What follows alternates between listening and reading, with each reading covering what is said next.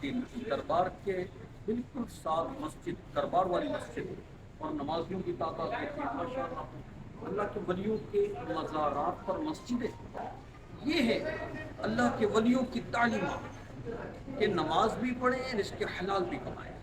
اللہ کے نبی صلی اللہ علیہ وسلم نے ہمیں تعلیم کیا دی؟ آپ دعا کرتے تھے ہماری تعلیم کے لیے، ربنا آتنا فی الدنیا حسنۃ وفی الآخرۃ حسنۃ وقنا عذاب النار۔ ہماری تعلیم کے لیے اے اللہ مجھے دنیا کی بھی نعمت عطا فرما، آخرت کی بھی نعمت عطا فرما اور عذاب النار سے بچا۔ بیٹھا ہوئیں جے شاہ انیت اگے، بلا لا کے ہار سنگار نچے، پتھر پگھل کے کیویں نہ ہون پانی،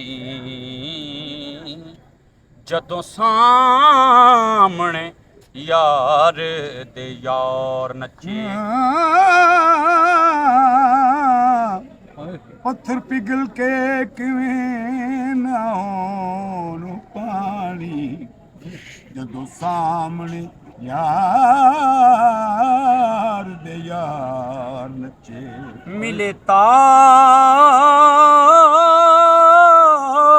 دے نال او ناچ ہلدا، وہ ناچ کادا جو بےتار نچے۔ بابا کہتے سائیں بابا کہندے نے جی انہاں نوں تے کدوں دے آئے ہوئے ہو؟ میری 45 سال عمر ہو گئی ہے، میری پیدائش یہاں پر ہوئی تھی، سامنے میں اسکول پڑھتا تھا، میری والدہ مجھے ادھر لے کے آتی تھی، وہ جنم میرا ادھر ہوا تھا۔ مرنا بھی ہے، ہاں جی مرنا بھی ہے، ہم نے سید بلے کیا سید بلے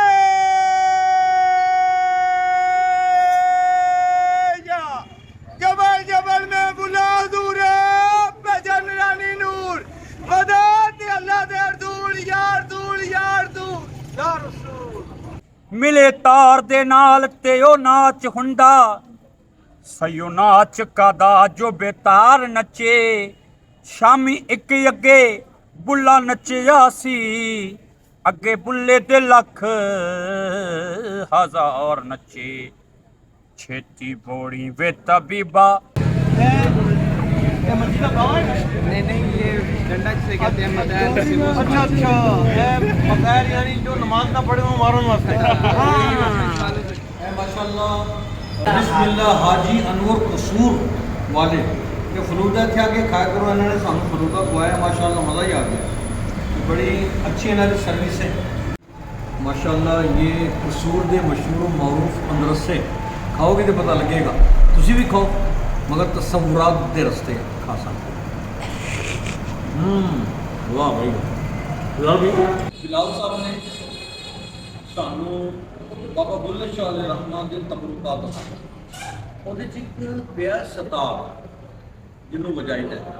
جب لوگ ہو سکتا ہے سوچن کہ اے بزرگاں دے دربار تے انہاں دے استعمال والے سامان چ ستار بھی پیا ہے، اصل چ بابا بلے شاہ علیہ رحمٰن بہت وڈے عالم دین نے، بڑے وڈے پائے دے ولی اللہ گزرے نے۔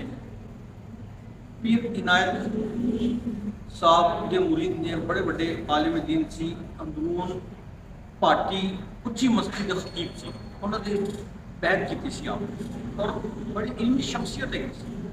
ایسا گلاں بیان کرنا، ایسے اشعار لکھنا، تیرے عشق نچایا کر کے تیا تیا تے ستار بجانا، اصل چ آپ دے وچ کسی وقت جذب دی کیفیت ہوندی سی۔ جیسا کہ امام اہل سنت اعلیٰ حضرت احمد رضا خان بریلوی علیہ رحمہ بہت بڑے مفتی نے، بہت بڑے عالم، مجدد 14ویں صدی، آپ لکھتے ہیں اس میں روزے کا سجدہ ہو کہ طواف، ہوش میں جو نہ ہو وہ کیا نہ کرے۔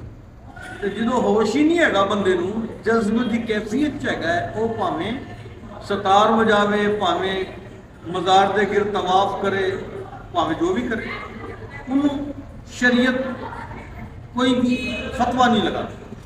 ایک دلیل ہے، دوسری دلیل ہے کہ آپ नमाजी दाढ़ी वाले फर्द वाजिबात पाबंद नवफिल पढ़ने वाले नफली इबादत करने वाले तहज्जुद गुजार इबादत करने वाले रोज़े रखने वाले औरतों को पर्दा करने वाले गलत कमां तो बचन वाले अल्लाह रसूल दे इताअत करने वाले ते फिर अगर सतार भी वजा लैन ते असी ना नमाज पढ़ते ना औरतों को बचते ना निगाहां नूं बचाते ना तहज्जुद पढ़ते अल्लाह रसूल दे ना फरमान ते असी सतार वजाइए ते उन्हां दा वजाना साडा वजाना बराबर नहीं है। ते बड़ियां गल्लां ने बहरहाल आप अल्लाह दे वली ने अगर ऐसे अशआर आपने मिलते ने सतार अगर आपकी तवक्कुआत च पिया है तो वह मतलब यह नहीं कि असं उन्होंने मतलब है कि शान दे विच ऐसी गल करिए ऐसा कलीमा कहिए कि अल्लाह और रसूल साढ़े को नाराज हो इस तो बचना चाहिए। बुल्ले शाह फरमाते हैं बुल्ला पुल्ला पीर वलो ਉਹਦੇ ਦਿਲ ਵਿੱਚ ਹੈਰਤ ਆਈ ਮੈਂ ਕਿਹੜਾ ਟੰਗ ਬਣਾਵਾਂ ਯਾਰੋ ਅਤੇ ਜਿਸ ਵਿੱਚ ਹੋਵੇ ਰਸਾਈ ਮੇਰਾ ਪੀਰ ਮਨੇ ਤੇ ਮੈਂ ਜਗ ਤੇ ਰਹਿਸਾਂ ਨਿੱਤੇ ਜੀਵਨ ਲੋੜ ਨਾ ਕਾਹੀ ਬੁੱਲੇ ਪਾ ਲਬਾਸ ਤਵੈਫਾਂ ਵਾਲਾ ਅਤੇ ਪੈਰੀ ਚਾਂਜ ਪਾਈ हाँ दर मुर्शद दे जाके बुलिया दिती ये दुहाई की बुल्ले शाह चल बइए शाह अनायत दे बुए जिदे इश्क पहनाए चोले सावे ते सुए जिदे इश्क पहनाए चोले सावे ते सुए पीरा लड़ तेरा फड़िया वड़ जन्नत गईया पीरा लड़ तेरा ओ तेरा